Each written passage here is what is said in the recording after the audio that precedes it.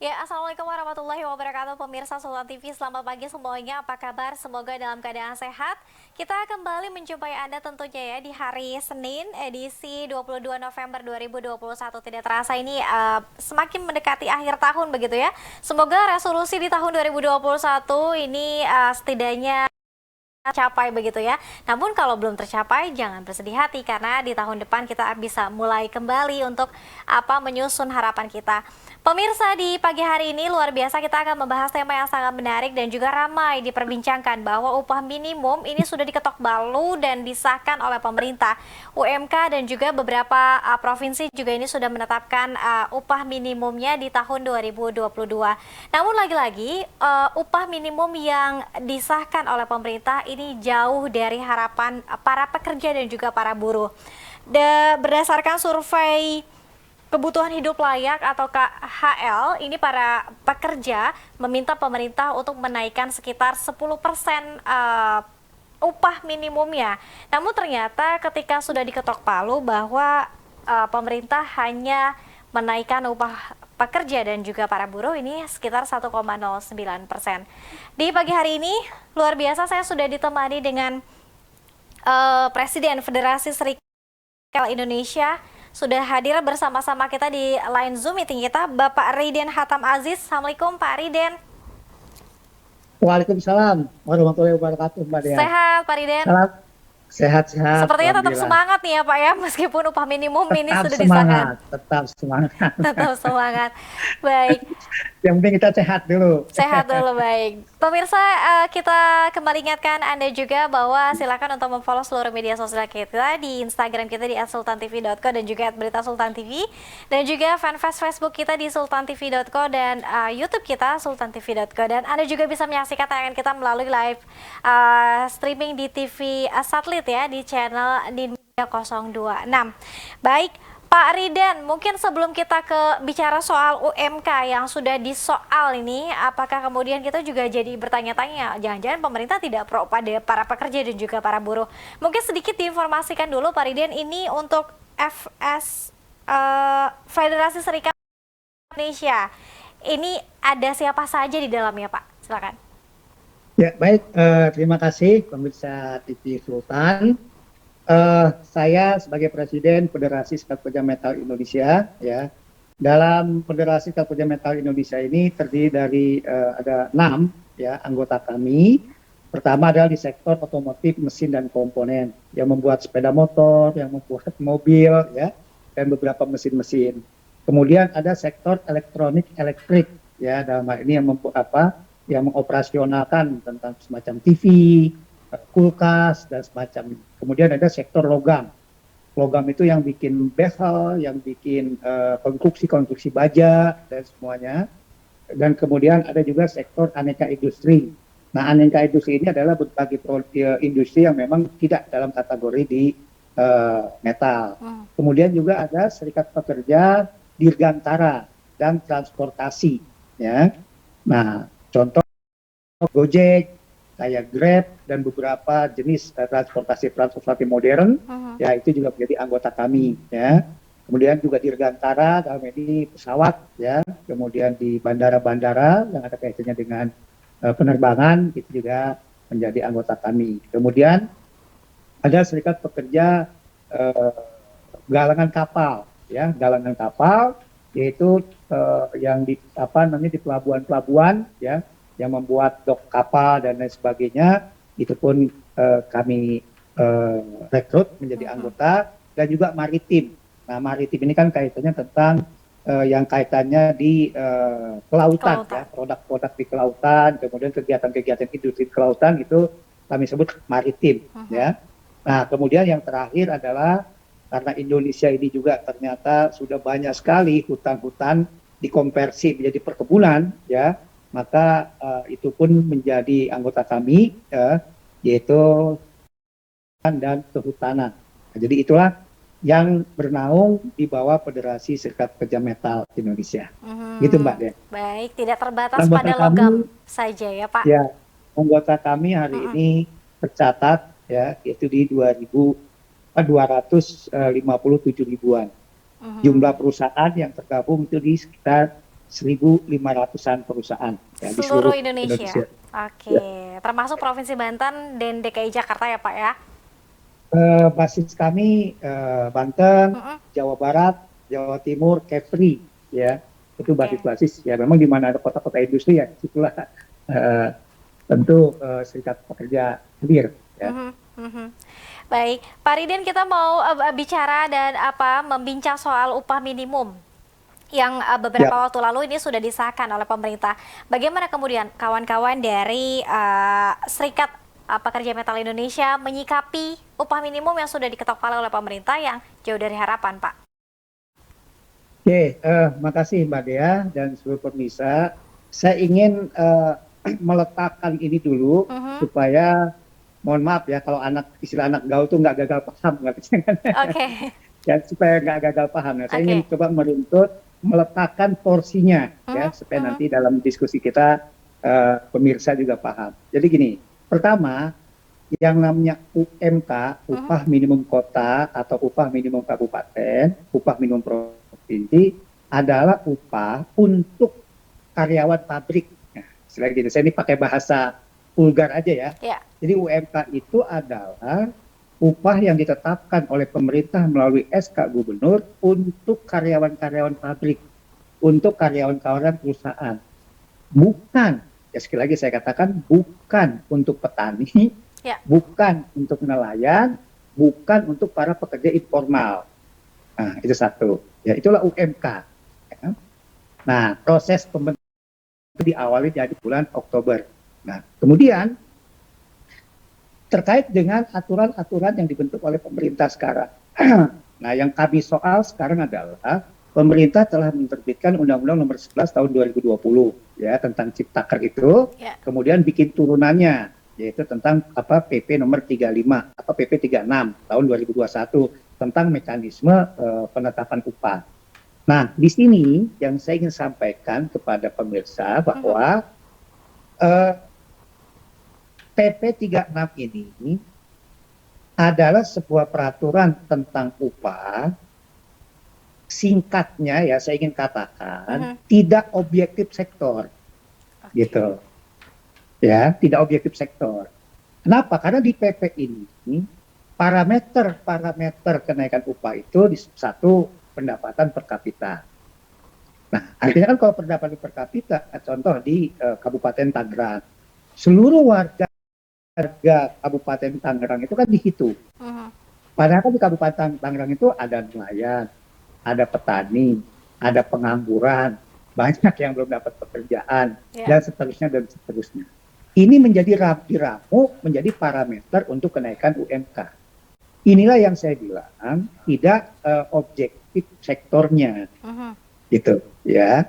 Nah kemudian secara gamblang juga sebetulnya kan di Undang-Undang 11 tahun 2020 itu disebutkan kenaikan UMK itu adalah parameternya pilihan kan, ada inflasi atau PDB, kan gitu. Ya. Nah terkait dengan inflasi saja, kan sekarang argumentasi yang dibangun pemerintah kan inflasi kita emang rendah, kan Mhm. gitu ya, konon rendah. Tapi kan kita nggak tahu, itu kan domainnya BPS kan gitu loh. Nah yang saya mau jelaskan Mbak, ya Mhm. terkait dengan inflasi yang dimunculkan oleh BPS itu adalah inflasi total, ya komponen-komponen total kebutuhan masyarakat total. Padahal bicara UMK itu, ya tadi Mbak Dea dalam prolognya menyampaikan Ya. kami KSPI dan SPMI meminta 10% kenaikan itu berdasarkan KHL, Mhm. kan gitu. Ya. Apa itu KHL? KHL adalah kebutuhan hidup layak, komponen kebutuhan hidup layak. Nah, Mhm. di dalam peraturan sebelumnya itu ada 84 item. Jadi komponen sebagai dasar untuk menaikkan UMK itu adalah 84 item. Mhm. Itulah yang kita survei. Dan itulah yang dihitung inflasinya di situ yang jadi 84 item itu. Kan logika sederhananya, kalau BPS itu kan ribuan komponen kan, ribuan item, Ya. ya kan? Nah, konsekuensi daripada ribuan item itu pembaginya, maka nanti hasilnya pun menjadi Rendah. kecil, Oke. gitu. Nah, padahal basic daripada UMK itu ada 84 item tadi, Mhm, gitu. mhm. Nah, itulah termasuk soal inflasi pun yang sekarang digaungkan oleh pemerintah itu salah kaprah juga, gitu. Sudah sama parameter tadi semua dia hitung, pengangguran dia hitung dan sebagainya. Nah, selanjutnya ya argumentasi pemerintah ada disparitas kan gitu antar wilayah katanya kan, contoh di Banten lah, Pandeglang, Lebak kan Ya. upahnya sekarang baru 2 jutaan sekian, sementara Tangerang itu upahnya di angka 4,2. Mhm, Nah, jangan lupa bahwa Lebak Banten itu memang tidak ada pabrik. Pandeglang itu daerah pertanian, mhm. daerah nelayan. Lebak itu juga sama, daerah hutan, Ya. daerah pertanian. Tidak ada pabrik di sana. Kalaupun ada, baru ahit-ahit ini saja. Nah, saya rasa itu penjelasan sementara saya Mhm, terkait mhm. kenapa kita menyoal. Jadi ini salah kaprah. Aturan-aturan yang sekarang pemerintah terapkan itu salah kaprah. Mbak Dea. Baik, Pak Riden mungkin bisa dijelaskan sedikit beberapa item tadi ada 24 untuk kemudian tadi apa menghitung survei dan juga dihasilkan kemudian hasil survei kebutuhan hidup layak apa saja Pak Riden? Oke, tadi saya sebutkan Hmm, itu apa dasarnya 84 item itu, ya, ada Kepmennya ya, ada keputusan Menakernya tentang parameter basic yang harus disuplai ketika untuk proses kenaikan upah. ya. Nah, siapa yang mensupport adalah Dewan Pengupahan ya. Nah, itu ada 84 item, Mbak, bukannya 24 tapi 84. 84. 84 item. Ya. Ya. Apa aja 84 item itu tentu dibagi tiga kan, sandang, pangan, papan. Nah, yang disurvei itu pertama adalah kalau bicara pangan itu tentang beras. Ya Mhm, kebutuhan-kebutuhan pokok aja, beras, minyak, gitu ya, telur, kemudian daging dan seterusnya lah. Itu yang pertama. Yang papan sewa rumah kan. mhm. Karena kan mayoritas pekerja buruh itu kan kontrakan kan, sewa rumah. Nah, Pak Haji ini kan dia udah tahu betul nih kalau setiap akhir tahun upahnya Dinaikkan. buruh naik ya kan, belum belum tahu berapa kenaikan dia udah naikin duluan gitu kan. Mhm, Ya di Tangerang aja sekarang udah paling murah itu 700.000 itu per bulan, itu yang hanya satu ukuran 3x4 ya. Kalau yang 3 petak atau 3 kamar itu udah di atas 1,5 juta sekarang. Nah, itu untuk papan hanya itu yang di apa survei. ya. Kelima sandang pangan. Nah, untuk sandang ya ini banyak ya, transportasi. Ya transportasi, kemudian kebutuhan kayak sekarang kan dengan pandemi COVID-19 ini, komponen item kebutuhan kita kan tambah. Apa itu? Masker. Hmm, Apa itu? Sanitizer. Ya. Itu kebutuhan pokok. Sekarang menjadi kebutuhan pokok. Kenapa? Karena kita pergi nggak pakai masker kan disoal. mhm. Nah, jadi itu yang disurvei. Kemana surveinya? Ya ke pasar. Mana survei ya ke pasar. Kapan dilakukan? Sesuai aturan yang ada itu minimal sekurang-kurangnya itu 5 kali. Ya, 5 kali melakukan survei gitu. Nah, itu data yang kami kumpulkan itu valid. Ya. Dan saya rasa secara umum pun realitas yang ada sekarang, pertanyaan saya, adakah harga-harga barang yang turun kebutuhan pokok kita? Semua naik. Gitu. Nah, itu Mbak ya terkait dengan apa yang disurvei 84 item itu. Mhm. Oke, baik. Pak Ridin, kita jeda dulu sebentar. Nanti kita akan lanjutkan lagi tema pembahasan kita soal UMK di soal pemerintah tidak pro buruh. Kita akan lanjutkan. Tetap bersama kami pemirsa dalam Bincang Hari ini.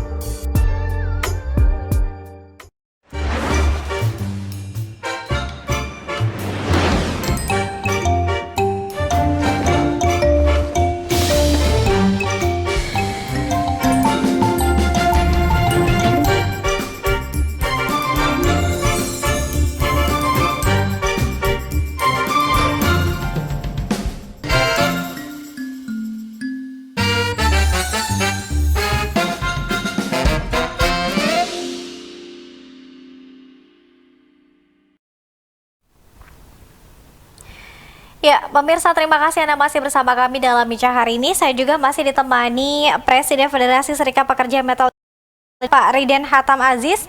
Tadi sudah menyebutkan di segmen pertama ini sudah dijelaskan ya mengapa kemudian para pekerja menyoal soal UMK.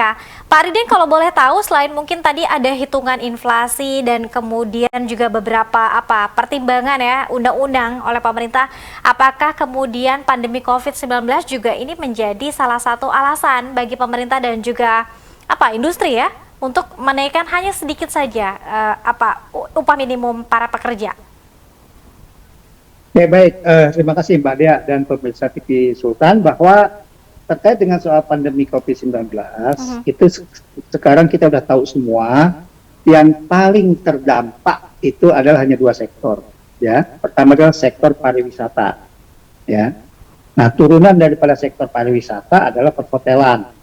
Perhotelan, ya, kemudian juga tentu turunannya retail-retail yang ada di sekitaran itu yang pertama. Yang kedua tentang pembelanjaan, ya, mall-mall. Inilah dua sektor yang tentu penerbangan. Nah ini yang terdampak. Nah untuk pabrik manufaktur, ya, fakta yang ada itu hanya di awal tahun 2020 saja. Ya, tahun 2020 itu pun hanya 1-3 bulan ya yang terdampak.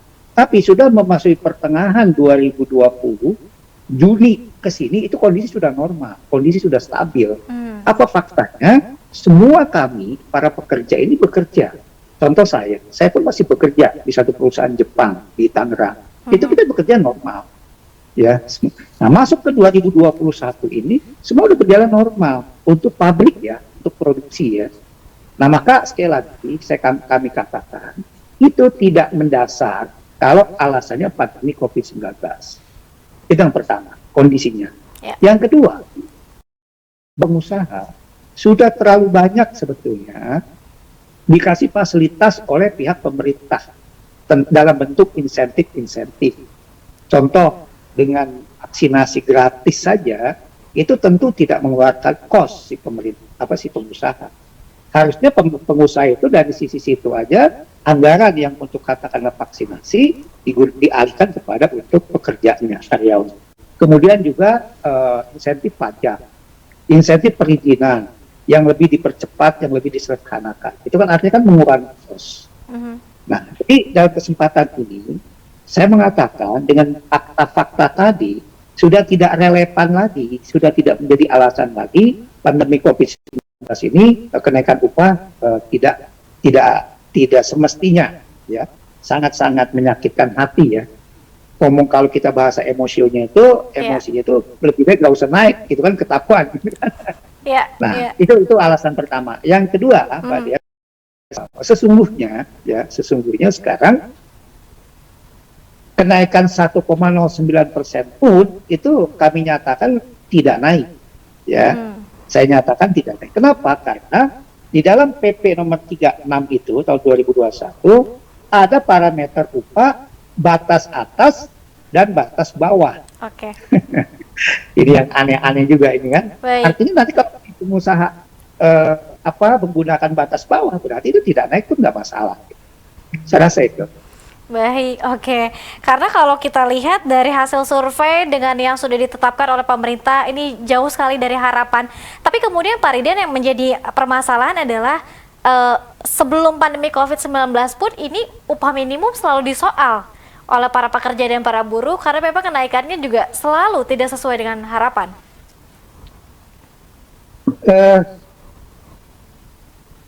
Masa pemerintahan Joko Widodo, ya, ketika periode pertama mengeluarkan yang disebut dengan PP nomor 78 tahun 2015. Nah, di PP 78 itu kenaikan upah itu hanya berdasarkan inflasi dan PDB. Ya. Itu pun kami soal, itu pun kami tolak. Kenapa? Karena di peraturan sebelumnya, Undang-Undang 13 tahun 2003 itu, yang namanya kenaikan upah itu adalah musyawarah kalau dalam bahasa Indonesianya itu antara unsur pengusaha, unsur serikat, dan unsur pemerintah yang disebut dengan Dewan Pengupahan Kota Kabupaten tadi. ya. Nah, dengan munculnya PP nomor 78 itu nggak ada lagi musyawarah, nggak ada lagi demokrasi. Kenapa? Karena parameternya hanya inflasi dan PDB. Dan tadi saya sudah jelaskan, inflasi yang dimaksud oleh BPS ini kan komponennya, itemnya kan ribuan. Sementara inflasi yang kami maksud di dalam menurut 13 tahun 2023 itu hanya 84 item itu, gitu. Ya. Nah, itulah yang kenapa kami soal terus. Nah, sebagai fakta, waktu sebelum ada PP nomor 78, ya kenaikan kami tidak begitu banyak masalah. Kenapa? Karena dalam musyawarah itu kita ada win-win. Naik mungkin juga 10%, 15%, ya. Karena variabel kenaikan upah itu, ANSI tidak hanya masalah inflasi. Ya. Kalau hanya inflasi kan arti itu bukan kenaikan kan. Inflasi itu kan berarti hanya penyesuaian.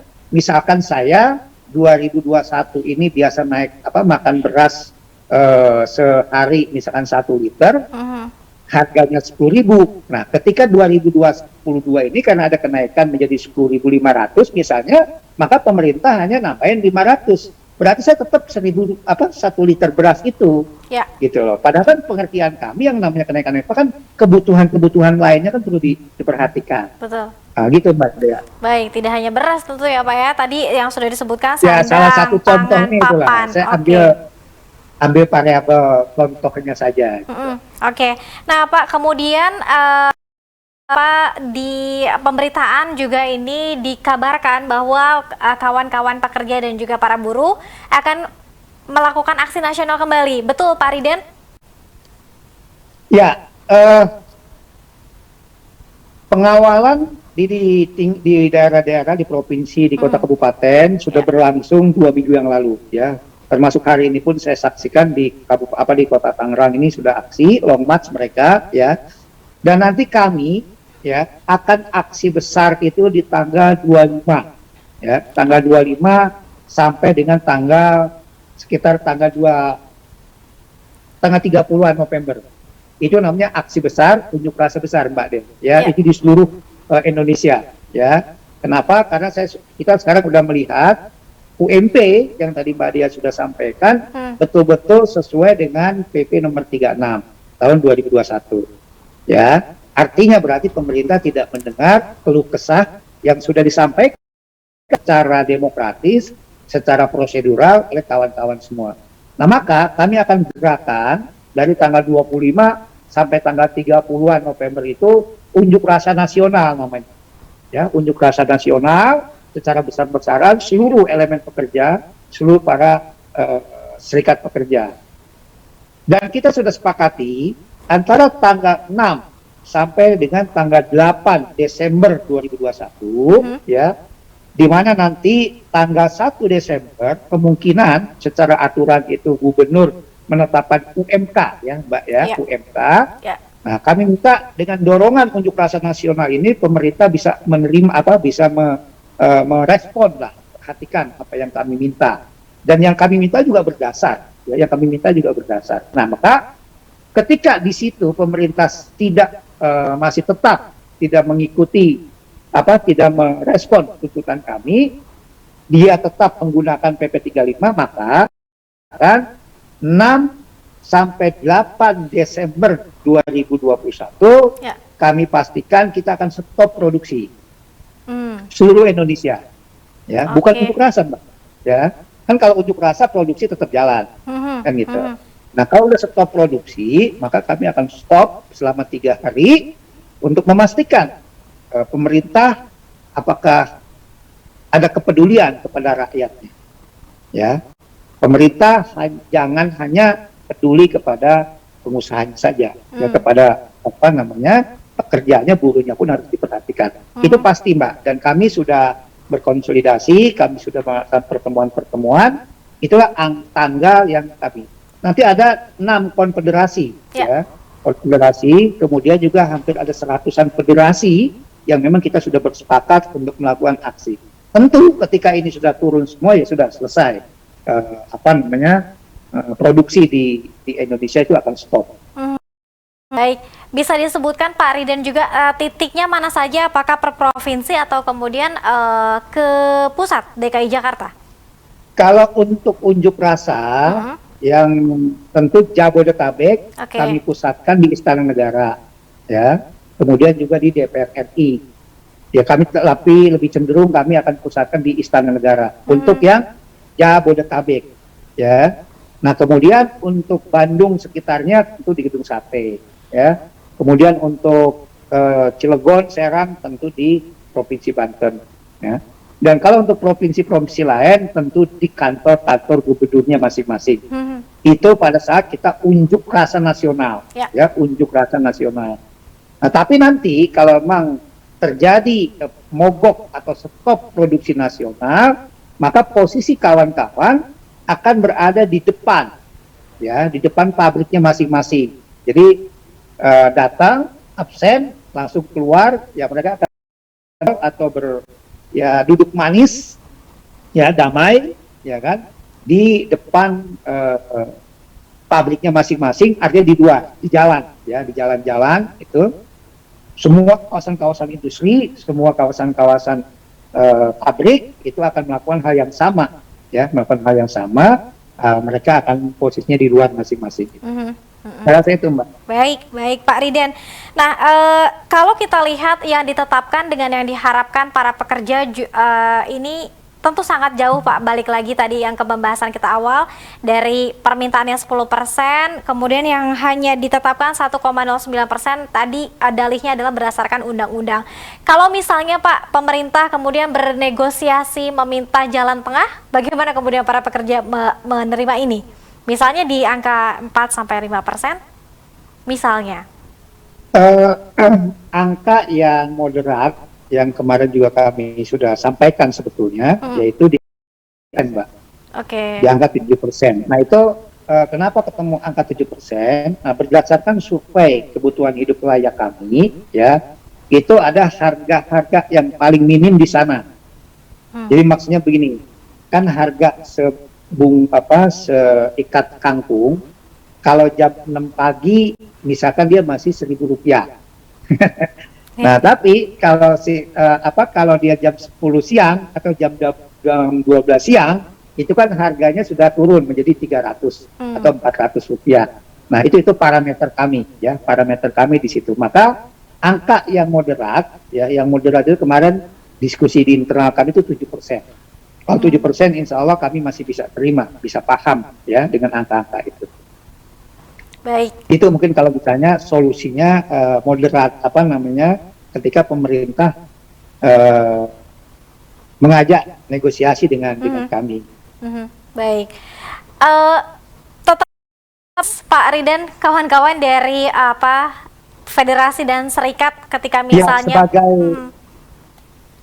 sebagai upaya, sebagai perjuangan, ya, sebagai ikhtiar, ya, ikhtiar kami tetap kami optimis, ya, tetap kami melakukan terus berupaya untuk perjuangan secara konstitusional, ya, perjuangan secara damai, ya, perjuangan secara memang ini kami yakini, Mbak, ya, kami yakini bahwa upah kami minim, ya, sekali lagi, ya, ini kan kita bicarakan upah minimum, itu seminim-minimnya itu, ya. Nah, terus mungkin saya ingin sedikit menjelaskan, Pak Dea dan pemirsa TV Sultan, bahwa pemerintah kan menyatakan bahwa UMK ini kan untuk pekerja yang 0 tahun, ya kan, yang kurang dari 1 tahun. Silakan kawan-kawan berunding untuk upah yang di atas tahun, kan bisa negosiasi dengan manajemennya, dengan perusahaannya. Nah, ini saya menjelaskan di sini. Nah, kenapa kami terus melakukan upaya itu supaya sesuai dengan harapan, sesuai dengan kondisi ekonomi? Karena pengusaha pun dalam basic menaikkan upah yang di atas 1 tahun itu berdasarkan UMK tadi, berdasarkan kenaikan UMK tadi. Nah, misal sekarang UMK naik rata-rata kalau nominal itu kan sekitar 30 ribuan, kan, kita ambil rata-rata, ya, 35 ribu lah, 35 ribu. Nah, sekarang UMK hanya naik 35 ribu, ya. Nah, maka si pengusaha itu untuk yang karyawannya udah 5 tahun, 10 tahun, bahkan udah 20 tahun, pun tetap basicnya ini, ya. Basicnya ini. Nah, bahkan ada yang bisa lebih rendah dari ini.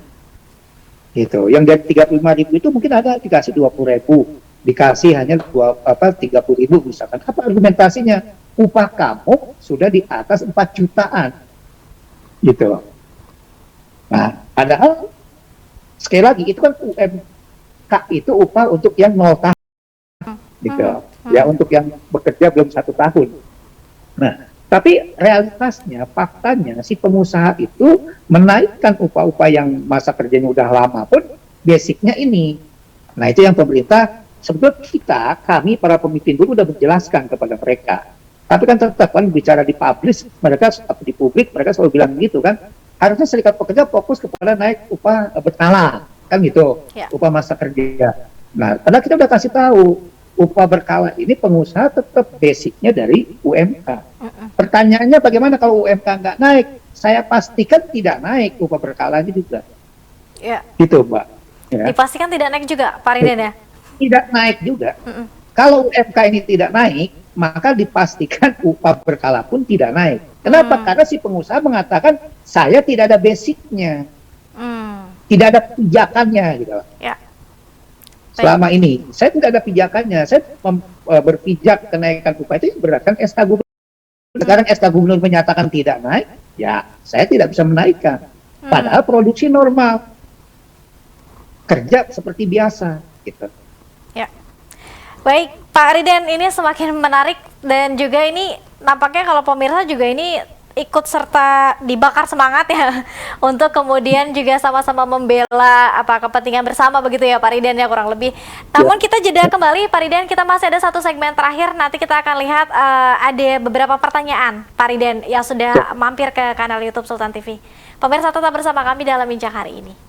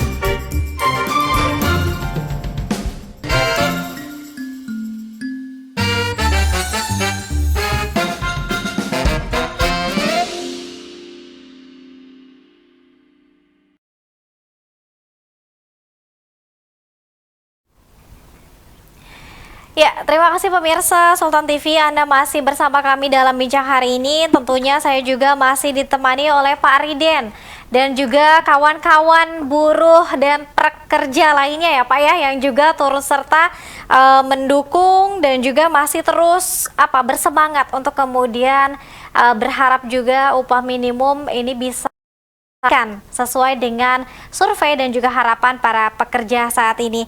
Pak Riden, ini sudah ada beberapa pertanyaan yang sudah mampir di kanal YouTube sultantv.com. Mungkin bisa coba dijelaskan. Ada beberapa sebetulnya pertanyaan yang juga mirip-mirip tadi sudah disampaikan, mungkin bisa disampaikan kembali. Oke, pertanyaan yang pertama untuk Pak Riden, menurut Pak Riden, apakah kemudian Menaker dan juga pemerintah ini tidak sensitif terhadap kebutuhan para buruh dan hanya pro terhadap para pengusaha dan industri? Ya, saya rasa parameter pemerintah itu kan kita cara melihat pemerintah itu sesuai dengan kapasitasnya kan membuat regulasi. Ya, kewenangan pemerintah membuat regulasi. Nah, sekarang kita lihat ya, regulasi-regulasi yang dibuat oleh pemerintahan Joko Widodo ini sangat jelas ya. Tentang PP nomor 78 saja tahun 2015 periode beliau pertama itu saya mengatakan itu tidak ada lagi demokrasi itu dengan itu. Yang saya maksud demokrasi ini musyawarahnya ya. Karena penetapan UMK 2000 berdasarkan PP 78 saja itu hanya menggunakan inflasi. Jadi fungsi peran DPR itu sudah dihilangkan. Nah, dengan kata lain apa? Keberpihakan pemerintah kepada rakyatnya itu udah berkurang. Kalau nggak mau dikatakan tidak ada, ya. Nah, pertanyaannya kalau kan dalam konteks hubungan industri itu hanya dua, ada buruh, ada pengusaha. Kalau regulasinya itu mendowngrade semua hak-haknya pekerja, otomatis pemerintah berpihak kepada pengusaha, gitu. Padahal dalam konteks membuat regulasi dalam ketenagakerjaan di seluruh dunia, kebetulan saya juga udah keliling dunia. Ada 3 syarat, ya. Ada 3 syarat dalam membentuk undang-undang ketenagakerjaan. Ya, syarat pertama apa? Itu harus ada kepastian pekerjaan, ya, job security. Yang kedua ada kepastian pendapatan. Wah, syarat yang ketiga adalah ada kepastian jaminan sosialnya, ya, job security. Nah, di regulasi-regulasi yang dibuat di era Presiden Joko Widodo ini itu semua tidak ada. Omnibus Law, ya, Omnibus Law itu semua mendowngrade tentang hak-hak para pekerja, para buruh. Contoh pesangon, ya, pesangon itu dikurangi, ya, kenaikan upah sekarang, ya, hari ini adalah buah hasil daripada Undang-Undang 11 tahun 2020, ya, gitu. Nah, jadi kalau tadi pertanyaannya apakah pemerintah tidak pro kepada buruh, ya itulah faktanya. Pemerintah ini terlalu tekanan, ya, karena sangat-sangat berpihak. Jadi apa yang diminta oleh pengusaha langsung diiyakan. Makanya saya pernah bilang, ya, di Indonesia sekarang sudah tidak ada lagi Menteri Tenaga Kerja, nggak ada lagi. Yang ada Menteri Pengusaha. Apa yang diminta oleh pengusaha langsung THR, ya kan, alasan pandemi COVID, ya, THR bisa dicicil. Masuk THR dicicil. Nah, saya rasa itu ya. Baik. Ini kita jadi ingat ketika gelombang penolakan juga terjadi ketika akan mengesahkan Omnibus Law dan juga Undang-Undang Cipta Kerja begitu Pak Riden ya beberapa waktu lalu.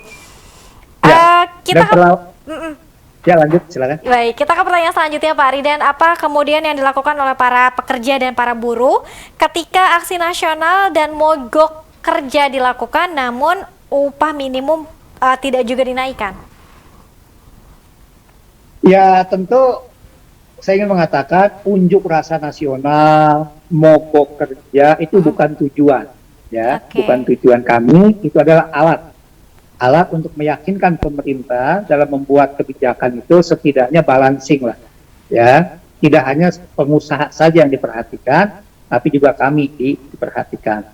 Nah, ketika itu saja masih belum nah, tentu kami akan melakukan upaya-upaya yang lebih kuat lagi, yang lebih masif lagi, ya, untuk bagaimana menekan pengusaha juga pemerintah bisa memperhatikan kami, ya. Apa bentuknya di seluruh dunia dalam gerakan buruh, ya, ketika ada keputusan atau kebijakan yang merugikan itu hanya satu jawabannya, stop produksi, ya. Nah, karena dengan stop produksi ini akan berdampak meluas, ekonomi nasional pun akan terganggu. Dan cash flow atau keuangan manajemen perusahaan pun akan terganggu. Saya rasa di titik ketika kami sudah benar melakukan mogok kerja secara konstitusional, saya rasa itu menjadi bahan pertimbangan lah pemerintah untuk mengkaji ulang apa yang diputuskan. Tapi kalaupun mereka memang sudah pada posisi tidak bergerak, ya kami pun tidak akan berubah keputusan kami, bahkan berarti menambah. Awalnya kami misalkan durasinya kami 3 hari mogok kerjanya bisa kami perpanjang sampai dengan waktu yang kapan pemerintah mengiyakan apa yang kami mintakan. Itu udah gerakan buruh di seluruh dunia itu. Inggris kan tempo hari ketika asuransinya mau dipotong oleh negara, ya kan dia melakukan perlawanan mogok kerja. Jerman, Angela Merkel waktu itu juga mau memotong upah para pekerjanya, itu pun mereka melakukan aksi yang itu negara maju, negara-negara yang sudah kesejahteraannya sudah sangat jauh di atas rata-rata pun melakukan mogok kerja, apalagi kita Indonesia. Jangankan sejahtera, untuk mencapai minimum saja untuk mencapai minimum saja perjuangan kita sangat-sangat sulit gitu. Iya, iya, batas rendah saja ini belum mencapai ya Pak Riden ya. Belum mencapai. Oke, kita ke pertanyaan selanjutnya Pak Riden. Pandemi COVID-19 juga ini disebutkan oleh pemerintah berpengaruh terhadap daya beli masyarakat. Daya beli masyarakat menjadi rendah ketika COVID-19. Apakah kemudian juga ini menjadi salah satu untuk menaikkan upah minimum? Dari sisi cara pikirnya itu udah benar pemerintah. Ya, nah, artinya pemerintah udah sadar tuh, ya udah sadar bahwa selama pandemi daya beli masyarakatnya turun karena ada pengaruh tadi kan pendapatan berkurang. Kan yang saya sebutkan tadi kan sektor sektor pariwisata, sektor perhotelan, sektor transportasi kan mereka mau terpengaruh, ya otomatis belanja mereka berpengaruh. Nah tapi sayangnya volume yang diberikan oleh kebijakan pemerintah itu tidak mengefek, ya tidak pengaruh apa-apa. Sekarang Rp35.000 dibagi 30 hari. Berarti kan seharinya hanya 1.000 sekian kan, 1.100, nggak sampai kan, hanya Rp1.020 lah ya per hari kenaikan. Untuk bayar angkot saja, ya untuk anak saja itu udah jauh kemana-mana. Bahkan kalau saya bilang tadi di era pandemi ini kita ada kebutuhan baru lagi yaitu masker, ya kan, sama hand sanitizer. Untuk beli itu saja nggak cukup.